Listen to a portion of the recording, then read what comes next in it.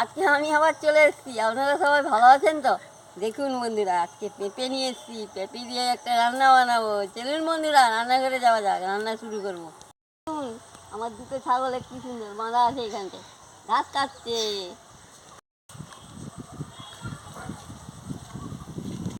বন্ধুরা, আমি রান্নাঘরে চলে এসেছি। এবার আমি পেঁপেটাকে কেটে নেবো। এভাবে পেঁপেটাকে আমি কেটে নিচ্ছি।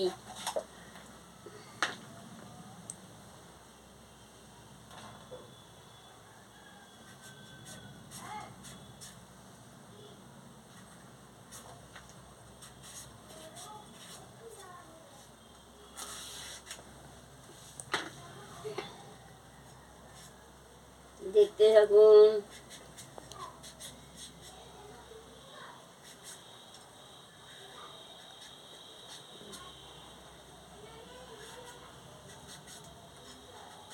বন্ধুরা, আমার ছাড়ানো হয়ে গেলে আমি ফিরে আসছি। বন্ধুরা, ছাড়ানো হয়ে গেছে, আমি এবার কুড়িয়ে নিচ্ছি।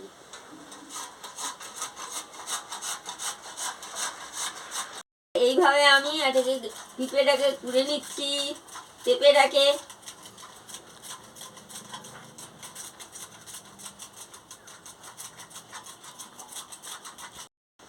দেখুন বন্ধুরা, এইভাবে আমি কুড়ে নিয়ে ফিরে আসছি। আমি ঝুড়ি ঝুড়ি করে কেটে নিয়েছি। এটা জ্বালিয়ে সিদ্ধ করতে বসিয়ে দেবো। এবার আমার উনুন ধরে গেছে, আমি কড়াটা বসিয়ে দিচ্ছি।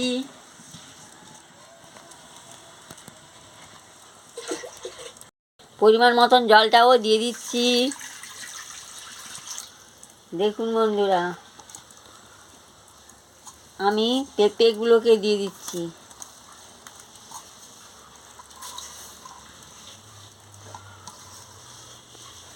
সামান্য নুনটা দিয়ে দিচ্ছি, দিয়ে ভালো করে নাড়িয়ে চাড়িয়ে নিচ্ছি।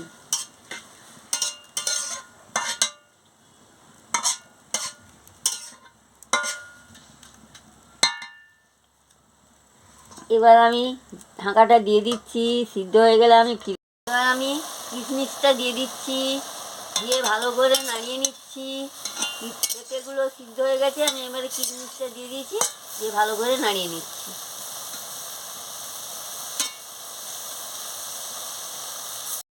এবারে স্বাদ মতন আমি চিনিটা দিয়ে দিচ্ছি।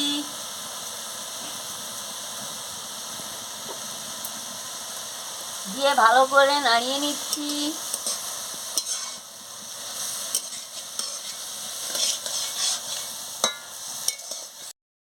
উপর থেকে আমি লেবুর রসটা ছড়িয়ে দিচ্ছি।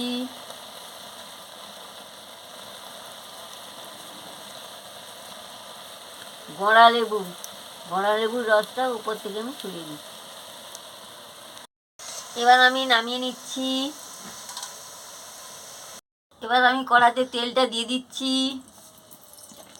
এবার তেল গরম হয়ে গেছে, আমি শুকনো লঙ্কাটার উপর দিয়ে দিচ্ছি।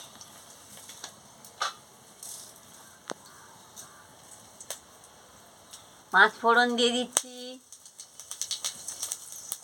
এবার আমি পেঁপেগুলোকে এলাচ দিয়ে দিচ্ছি, দিয়ে ভালো করে নাড়িয়ে নিচ্ছি। তবে আমি আস্তে আস্তে করে ফুটিয়ে নেব। ঠিক আছে, আমি নামিয়ে নিচ্ছি। বন্ধুরা, এইভাবে পেঁপের চাটনি রান্না করে খাবেন, খুব ভালো লাগবে। ভালো লাগলে আমাকে লাইক করবেন, শেয়ার করবেন, মেসেজে লিখে জানাবেন, সাবস্ক্রাইব করবেন। আমি আবার কালকে ফিরে আসছি।